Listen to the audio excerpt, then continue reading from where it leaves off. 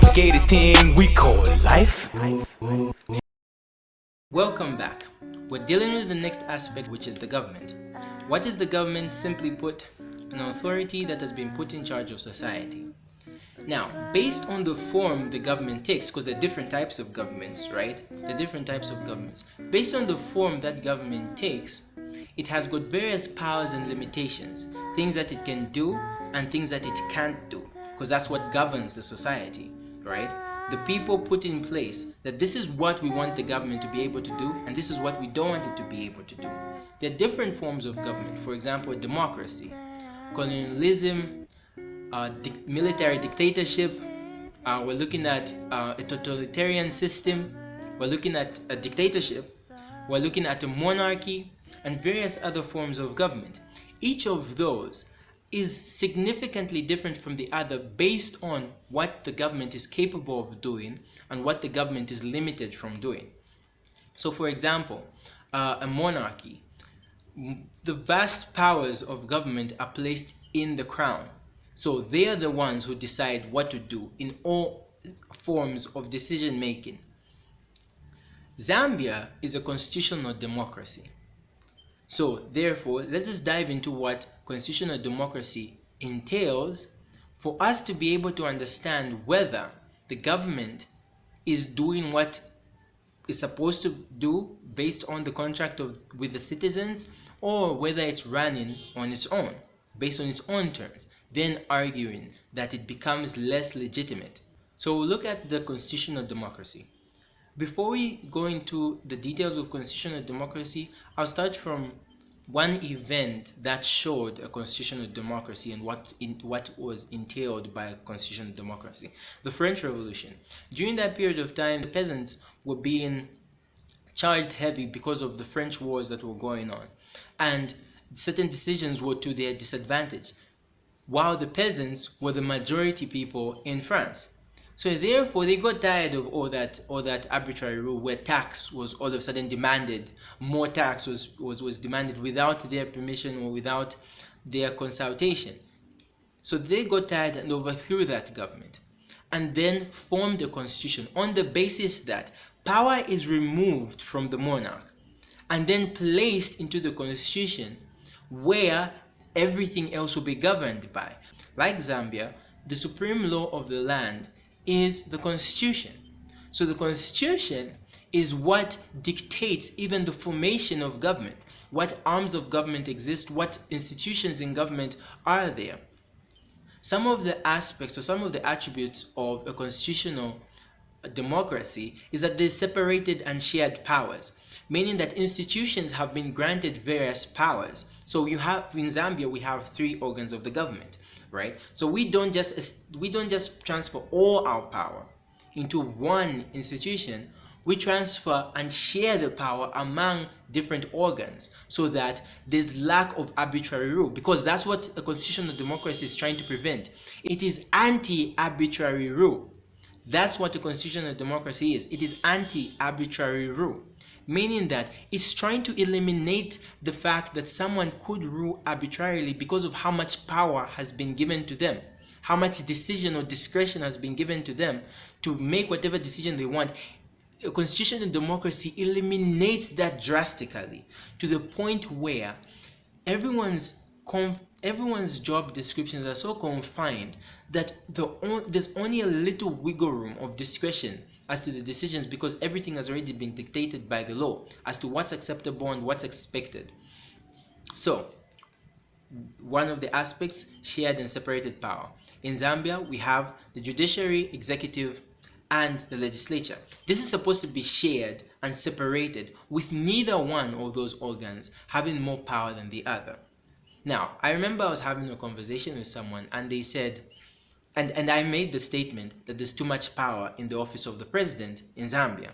And they then stated that, isn't the power supposed to be in the office of the president? And I said, no, that's a monarchy, or that's a dictatorship, where there's so much power given to the president that all other organs can't really even check the president, right? Or check and balance. So hold the president accountable for his decisions, or hold the president accountable for what he didn't do.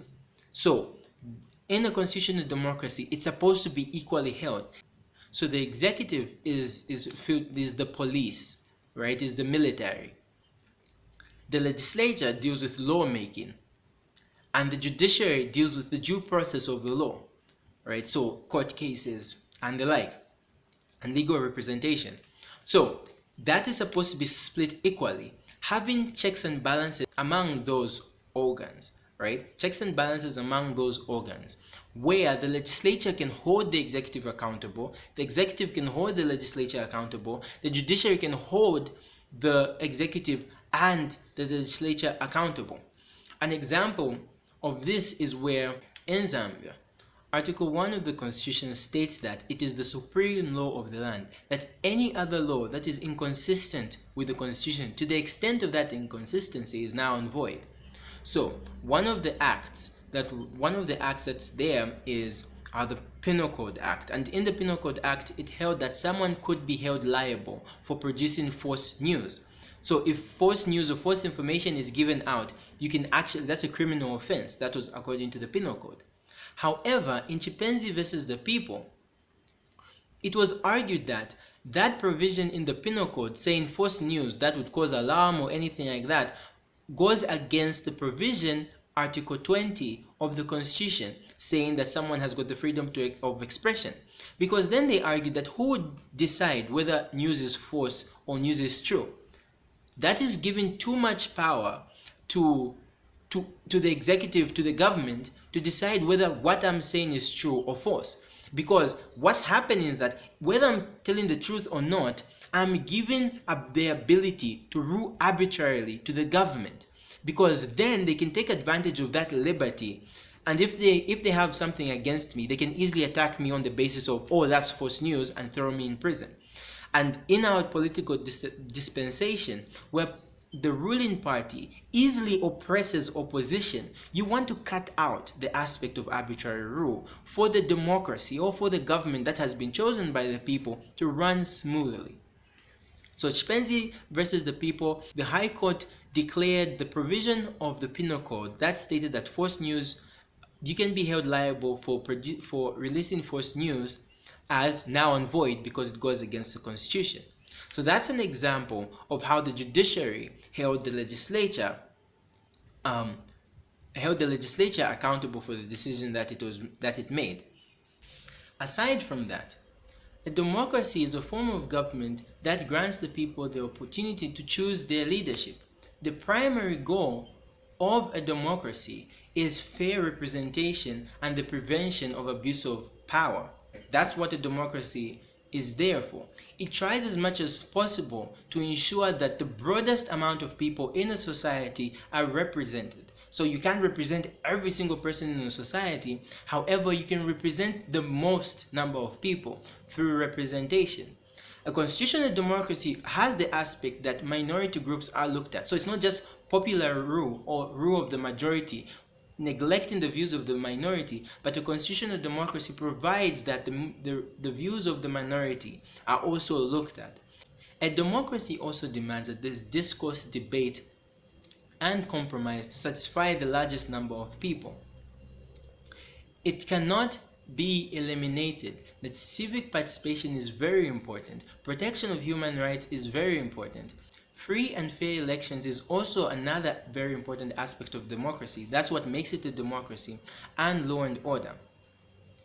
So, looking at the fact that the aim of government, especially the government that Zambia has chosen, which is a constitutional democracy, is that there is prevention of abuse of power through arbitrary rule, then you question, is the government that was chosen by the society fulfilling its mandate in what it has been stated? Is it going outside the law, or does the social contract have loopholes? So the social contract in this case, we can argue, would be the law, because that's what governs society and that's what people chose to govern society, written law. So does the written law allow the government to go outside what the aims of a democracy states, which is abuse of power, which is no free and fair elections, protection of human rights, etc., etc. So those are some of the questions that need to be asked. we have in Zambia enshrined the values that the society is supposed to be run by in the constitution that is the supreme law of the land. It trumps all other laws in the country. And this is what is stated in the constitution, Article 8. Article 8 of the constitution reads, "The national values and principles are A. Morality and ethics, B. Patriotism and national unity, C. Democracy and constitutionalism, D. Human dignity, equity, social justice, equality, and non-discrimination, E. Good governance, integrity, and F. Sustainable development." 9 goes on to state, Article 9 of the Constitution, 1. The national values and principles shall apply to the A. Interpretation of this Constitution, B. Enactment and interpretation of the law, and C. Development and implementation of state policy. Based on that reading, I'll conclude with this. We have seen that we as Zambia has chosen to be run by such values, good governance, morality, ethics, and we have stated that this will be used to interpret all our laws, including the Constitution, and it will be used in the development and implementation of national policies. One of the things that I had stated before was sustainable development. It's one of our values. So if we've chosen to be run by this as a society, that this is what will be contained within our social contract, and this is what we've placed into the hands of the government to run this country by, run this society by, things like national unity, the question would be, how are these values, how is this social contract being implemented to our benefit? We have issues of tribalism, national unity. We have said we want national unity. So where are the programs that ensure national unity? Good governance, right? We're looking at aspects of morality and ethics. We're looking at aspects of sustainable development. So then the question is, the aspect of sustainable development, how are we seeing that being implemented in Zambia? As a society, we have put an authority in place. We chose that authority to be a constitutional democracy where power is not concentrated in one arm but shared amongst a number of arms, so the 3 arms of government. And then those 3 arms of government have various institutions that have been placed under them, that have been delegated power to them. The supreme power, or all the authority, the legitimate authority, belongs to the people. So if we're not happy with the social contract that has been stated, so I'm using social contract very loosely, so if we're not happy with the social contract, we can change it, because in our law we also have various provisions that allow for us to lobby for change. So that's one of the things that we need to look at, and that's how we need to look at society and government for a better future. If we understand that society is formed first and then government is put in place to run society to the benefit of the individuals, mean the development of those individuals, their happiness, and as I mentioned, national policy, one of the things that could be there is happiness, sustainable development, and the like. If we've put in place a constitutional democracy, we want to see the fulfillment of that government, and we should expect the fulfillment of that government because we formed it. We're not doing the government a favor. We're not doing the government a favor by ignoring or excusing their faults. Their job is to run things by our benefit. So this is when you put into question some of the decisions that are made. For example, if a number of cars are bought for, let's say, ministers, how is that to the benefit of us as a society? How is the government doing its job that has been given to it by society to run? How does that promote any of the values that have been enshrined in the Constitution? How does that implement any of the rights that we have given the government to enforce on our behalf and protect on our behalf? How does that ensure our safety? We're looking at issues of police brutality. Police brutality, that's a government institution. We placed that government institution for our benefit. So we're seeing people being beaten, we're seeing people being killed. How does that exactly grant us a safety that we came to when we formed this society and formed the law and joined the social contract that helped us? So these are some of the questions that need to be addressed, and then they put things into focus. Even as we analyze or assess what the role of society is in developing the nation and the role of government in developing the nation, what is expected of the government to do to fulfill its obligation to its people, and what's expected of society to do to fulfill its obligation to itself. So this is what I have to share on this episode of Society and Government. We need to change the way we look at society. We need to change the way we look at government and what's expected and what's the role of these various institutions and bodies, so that we can then push to a better future and a better society, a more developed society. If you've made it this far, thank you for watching this video. I'm supposed to be releasing videos every Friday, and I'll probably release another video next Friday, which is the law and the economy.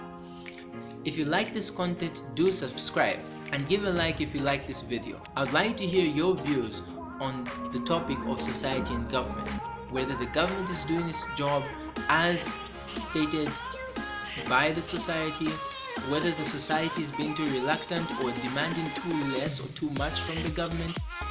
I'd like to hear those views. Leave a comment below. Thanks for watching.